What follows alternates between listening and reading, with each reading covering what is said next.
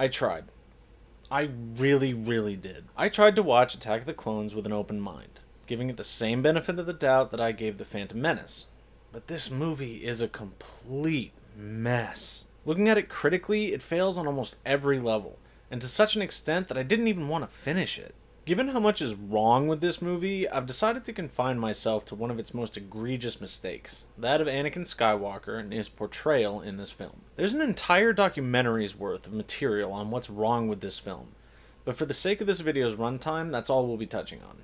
Otherwise, this is going to be a 2-hour long deep dive, and I'm not Mauler. So, without any further ado, let's get into it. Coming in on the heels of Jake Lloyd's performance, Hayden Christensen plays an Anakin Skywalker that's been training as a Jedi for a decade. Let me reiterate that. On paper, he has been training for 10 years to be a guardian of peace and justice, building up the knowledge and wisdom to be able to shoulder such a burden. So why is it that he acts like a sullen 13-year-old that is constantly throwing temper tantrums when he doesn't get his way? Now, I can already hear the counter-argument of, well, he's supposed to be emotionally immature. There had to be something that Palpatine could exploit in order to turn him to the dark side. And you're not wrong. However, there are other ways to do that don't make Anakin come off like a petulant child. Honestly, his characterization in this movie is both the simplest and worst way to write the central character of your saga. To be frank, it made me actively root against him. He's arrogant, he's creepy, he's cringe, and he's irritating. Coarse and rough and irritating. Consider for a moment the idea that George Lucas had written Anakin as a more stoic character. He's taken to his training with aplomb, he's developed his skills, he's absorbed Obi-Wan's teachings, and he's getting ready to take the trials that will turn him into a full-fledged Jedi. In short, he's squared away, prepared to step into his role as the chosen one that will bring balance to the Force. Which, by the way, is a whole other issue I've got with this movie, but we'll get to that later. Anyway, how much more tragic would it have been if this version of Anakin, a version who's completely got his life together, walked into the room with Padme and he immediately begins to question everything he thought he knew about his life. He fights against this feeling that has bloomed inside him, simply from seeing her again. He knows that it's wrong. He knows his destiny lies elsewhere, but he finds himself caring less and less as circumstances force them together. Circumstances, mind you, which still could have been orchestrated by Palpatine in order to push him out of the light. To my mind, this would have been a much more interesting character than the one we got. The one that is constantly leering at Padme, clumsily coming onto her, and simping in the most basic sense of the word. It got so bad that it was actually off-putting after a while. Like, if we didn't already know that they got together, his behavior is really gross. Then there's his general behavior. At every opportunity, this movie forces Anakin to behave like a child. As a matter of fact, about 3 minutes after he appears on screen, he's already questioning Obi-Wan in full view of others, embarrassing not only himself and his master, but everyone else in the room. Now, here comes that same argument. He's supposed to be immature. How else is he supposed to fall? To which my answer is, he's already got the perfect avenue in Padme. This type of behavior actively inhibits your audience from empathizing with a character. Anakin doesn't need another route to fall to the dark side. Adding in this undeserved arrogance just makes him irritating.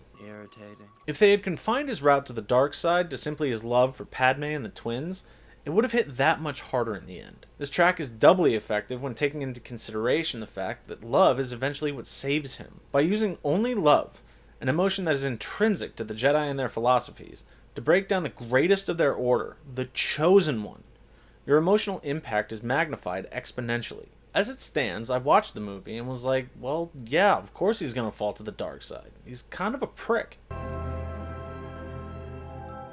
Now we come to the other side of the Anakin coin, Obi-Wan Kenobi. By virtue of his complete inability to serve as a master to Anakin, they have utterly assassinated his character. Yes, I understand that that's the whole point, that Obi-Wan was completely unprepared to take on an apprentice, let alone one as powerful as Anakin. But this movie swaps unprepared for utter incompetence. From the moment these two appear on screen together, we're shown that they have a relationship more akin to brothers than to teacher-student. And while this is effective enough at endearing them to the audience, it's the simplest way to write it. We're told through dialogue about how dysfunctional their relationship is. What if, instead, we were shown that Anakin has already surpassed his master? Take the speeder chase sequence, for example. Both Anakin and Obi-Wan make mistakes here, putting themselves in life-threatening situations in pursuit of the would-be assassin. It shows that they're both fallible and capable of making mistakes. Keep this entire scene the same, right up until the point that the assassin attempts to kill Obi-Wan in the cantina. Rather than have Obi-Wan cut her arm off, giving the audience a simple member berry to episode 4, instead have Anakin be the one to do it, thus saving his master, and proving his point that he is outpacing Obi-Wan. Don't have him gloat, or make a pithy comment, just show that he is already better than Obi-Wan. Just enough for there to be a wisp of resentment from Obi-Wan towards Anakin. If we make little changes like this throughout the story, what was a tale of incompetence on Obi-Wan's part becomes one of the students simply surpassing the master, thus keeping both characters intact. Finally, we come to a smaller but no less important piece of the Anakin puzzle, the prophecy of the Chosen One. Now, I know this plot thread has been further explored in media outside the mainline movies, TV shows, books, video games, etc. But for the purposes of this video, we are only going to be looking at the prophecy as it relates to the movies, since that's the only frame of reference the vast majority of people will have. In both Episode 1 and Episode 2, we are told of a prophesied Force user, the Chosen One, that will bring the Force back into balance. Anakin Skywalker is touted as this Force user.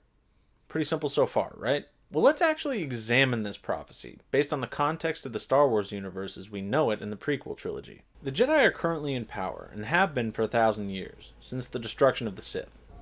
The Sith have been extinct for a millennium. Again, this is what we are told by the movie. I am well aware that this isn't true in the EU canon, or Legends canon, as Disney calls it. The one true canon, thank you very much. Anyway, the Jedi seem to wholeheartedly believe in this prophecy, and have accepted that Anakin Skywalker is the Chosen One, with even Mace Windu commenting, "Remember, Obi-Wan, if the prophecy is true, your apprentice is the only one who can bring the Force back into balance." What these learned beings who are supposed to be the wisest in the galaxy seem to conveniently be forgetting is that they're the ones in power. The balance has shifted so far in their favor that the Sith have had to go underground for 1,000 years. What do they think the word balance actually means? From my perspective, there is only one interpretation of this prophecy, that this Chosen One is going to bring about the destruction of the Jedi Order, allowing the Sith a shot at the throne, thus achieving balance. How did no one in universe possibly consider this as a potential outcome? Again, this is all within the context of the movies alone. As a final piece in this examination of the prophecy, I think it criminally underutilizes the weight that such a thing would have on its subject. This is to say, how would the knowledge of this prophecy affect Anakin? You could make the argument that this feeds into his innate arrogance, explaining why he is the way he is, but I would counter that this is not communicated in any of the movies. Because you're right, knowledge of this prophecy would go a long way in explaining that aspect of his personality. But since we aren't told that it's why he is the way that he is, once again he comes off as a prick. Attack of the Clones is not the type of movie where you can apply subtext. With everything else about it being done in the most obvious way possible, you cannot expect me to apply it in this one random instance. You have to show me that it's affected him. Show me that it's altered his worldview. Otherwise, he's just a brat. If you had given me literally 1 minute of introspection on Anakin's part as far as the prophecy is concerned, the matter would have been settled, and this would have been a much shorter video. And this introspection would have worked with either the arrogant version we got, or my concept of Anakin as a more stoic character. The prophecy weighs on the stoic version, grounds him, keeps him pressing forward because he knows he's got some galactic-sized shoes to fill. But the arrogant version uses it as an excuse. He wallows in it, believing that he can do no wrong because he is the Chosen One, and everything is proceeding as the Force wills it. Literally 60 seconds of screen time in either direction, and it would have explained so much about his character. Alas, we got what we got, and though there are plenty of other issues with this movie, I won't waste any more of your time ranting about them. I hope you enjoyed my little essay on Anakin Skywalker, and if you'd like to see a video covering some of the other problems in Episode 2, let me know in the comments. Anyway, that's all I've got for you this time, so if you could do me a favor and hit the like and subscribe buttons, I'd really appreciate it.